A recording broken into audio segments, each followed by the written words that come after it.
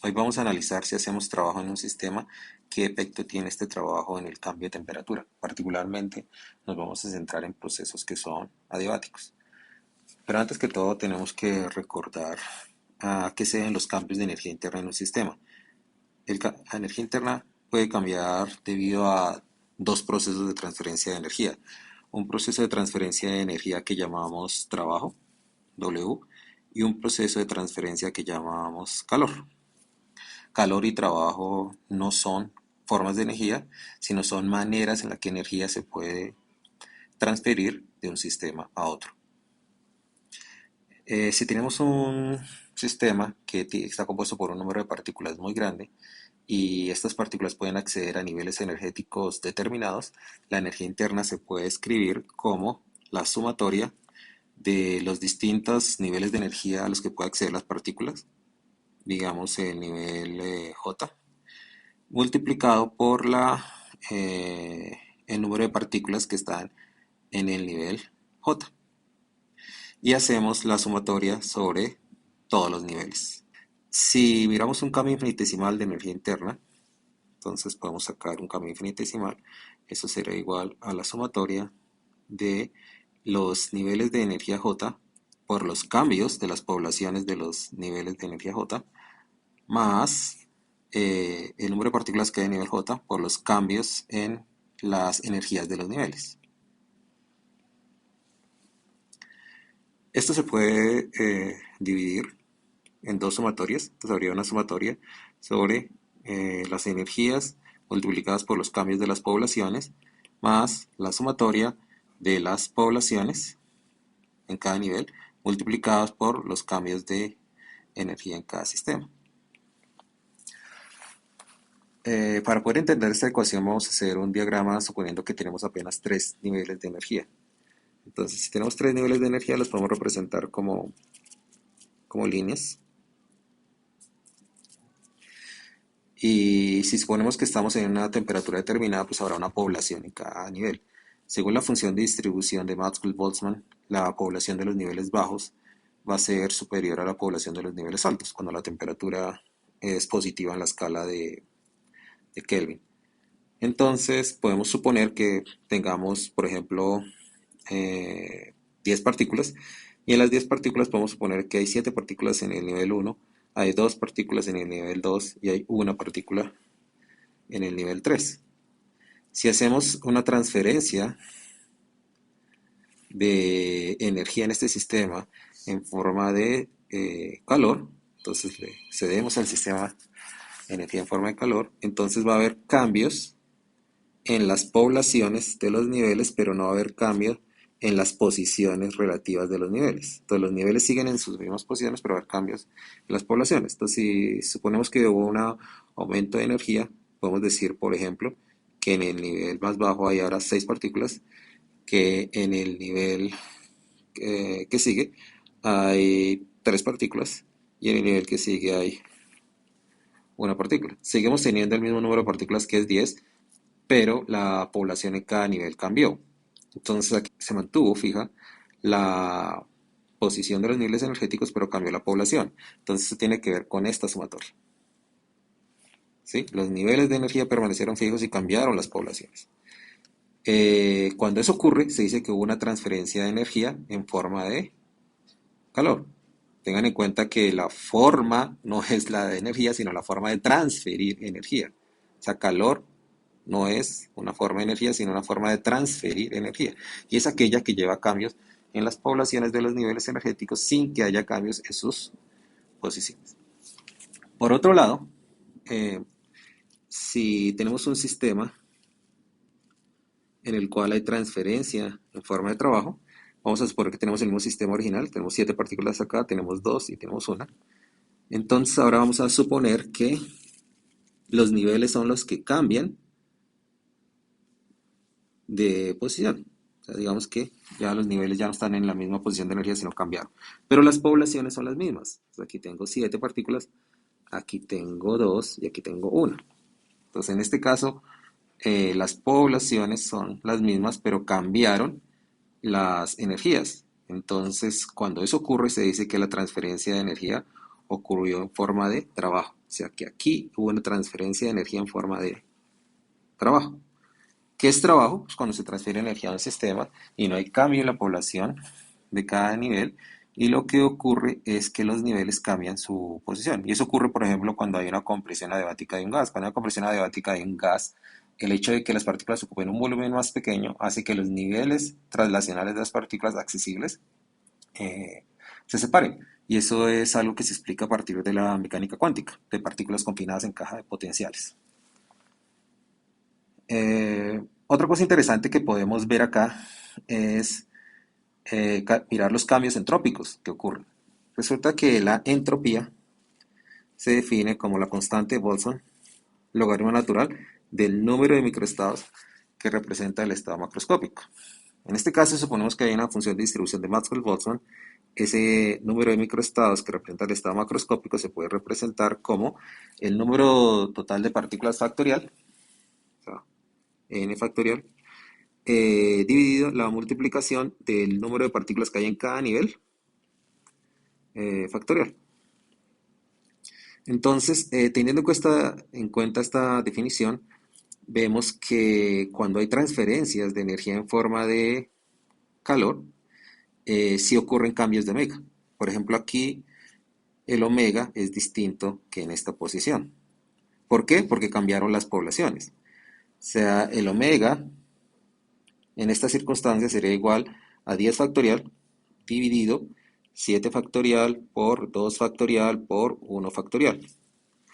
Y para esta circunstancia, omega sería igual a 10 factorial dividido 6 factorial multiplicado por 3 factorial multiplicado por 1 factorial.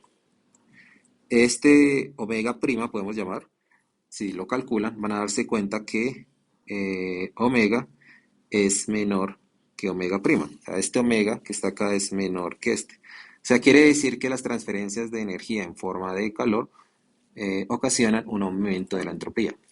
Ahora, en este caso, tenemos una circunstancia donde el omega es el mismo, porque el número de partículas que hay en cada nivel no ha cambiado. Entonces, quiere decir que no hay cambio de entropía. Eso es bien importante de entender. Los cambios de entropía ocurren únicamente cuando las transferencias de energía se hacen en forma de calor. Eso quiere decir cuando hay cambio en las poblaciones de los niveles energéticos. Cuando las transferencias de energía se hacen en forma de trabajo, no hay cambio en las poblaciones de niveles energéticos y por lo tanto el cambio de entropía es cero. Ahora vamos a ver si las transferencias de energía en forma de calor y las transferencias de energía en forma de trabajo pueden ocasionar cambios de temperatura.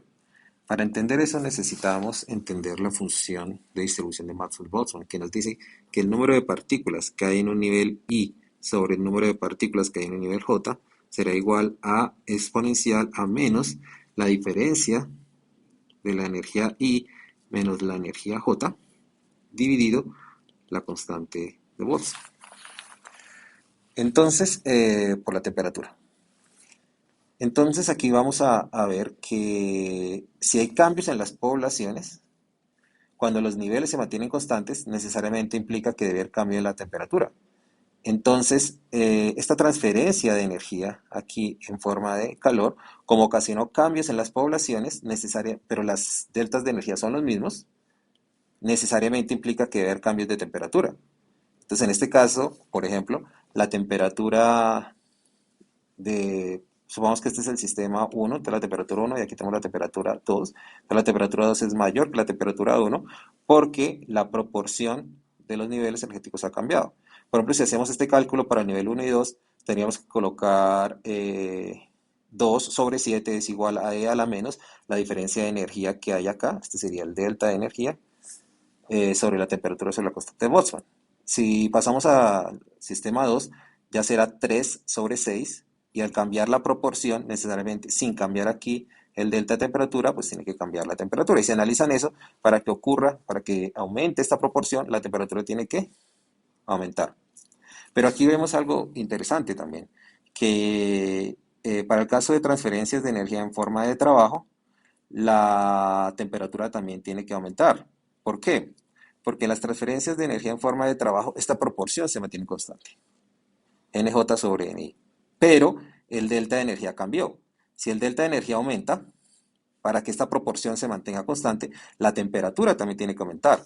Entonces aquí si tenemos la temperatura 3 y aquí tenemos la temperatura 4 de este sistema, entonces aquí también la temperatura 4 es mayor que la temperatura 3. Nuevamente, ¿por qué? Porque si hacemos la relación de partículas que hay en nivel 1, que es 2 sobre 7, para el sistema 3 y para el sistema 4, que es 2 sobre 7. Entonces, si utilizamos la función de distribución de Maxwell-Boltzmann, entonces vemos que esa proporción es la misma, pero el delta de energía cambió. Aquí el delta de energía es más pequeño y aquí el delta de energía es más grande. O sea, el delta de energía en el sistema 3 es menor que el delta de energía en el sistema 4. Y eso quiere decir que si el delta de energía cambia para que la proporción se mantenga, la temperatura tiene que aumentar. Entonces esto es bien importante que se entienda que transferencias de energía en forma de calor o en forma de trabajo pueden ocasionar cambios de temperatura en el sistema. No únicamente, la mayoría de personas cree que únicamente la forma de aumentar la temperatura en el sistema es inducir una transferencia de energía en forma de calor, pero eso es falso. Ahora vamos a ver dos experimentos donde transferencias de energía en forma de trabajo generan aumentos de la temperatura del sistema. En el primer experimento que ustedes están viendo en cámara es la compresión adiabática de un gas, en este caso aire.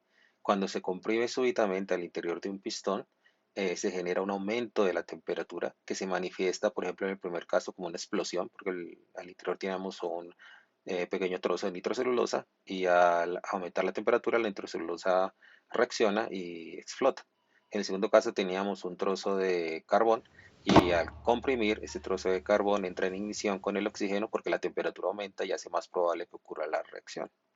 Esta compresión adiabática se puede utilizar para hacer fuego, como estamos observando en pantalla. O sea, primero tomamos un trozo de tela de grafito en un pistón, hacemos una compresión súbita, aumenta la temperatura y este aumento de la temperatura ocasiona la reacción de combustión de la tela de grafito y esta tela de grafito después se puede transferir a material que se pueda entrar en ignición como material orgánico y hacer fuego, como se observa en pantalla. Otro experimento que usted puede realizar en casa es tomar un elastómero. En este caso estamos tomando un globo y tratar de medir la temperatura cuando el elastómero es estirado súbitamente. Aquí tenemos una cámara térmica y la cámara térmica pues, nos permite visualizar los cambios de temperatura mucho más fácil. Como ustedes pueden ver, cuando se estira el elastómero, hay un aumento de temperatura. La temperatura ambiente era como 18 grados y pasó a ser como 28. Y cuando se mantiene estirado, pues hay una transferencia de energía desde el elastómero hacia los alrededores y por eso disminuye la temperatura. Cuando se contrae súbitamente, disminuye la temperatura en el elastómero mucho menos que la temperatura del medio ambiente y por eso se ve como coloración azul. Ahora la temperatura es de 19 grados centígrados y cuando se estira súbitamente, vemos que la temperatura sube hasta los 28.3 grados centígrados y se ve claramente en la cámara térmica la franja roja que corresponde al elastómero que está a mayor temperatura que el medio ambiente. Este mismo experimento se puede hacer con un termómetro láser y aquí observamos mucho más fácilmente el cambio de temperatura. Cuando se estiró súbitamente el elastómero, llegó a 28 grados, la temperatura disminuye lentamente y cuando se contrae, vemos que hay un cambio de temperatura aproximadamente de unos 10 grados, disminuye a 19 grados. Otra vez se estira, subió a 25 grados centígrados y la contracción ocasiona que la temperatura baje a 18.8 grados centígrados. Mediante estos dos experimentos sencillos que se pueden realizar en casa, hemos observado que al transferir energía en forma de trabajo en sistema, esto también puede ocasionar cambios en la temperatura del sistema. Muchas gracias por ver este video.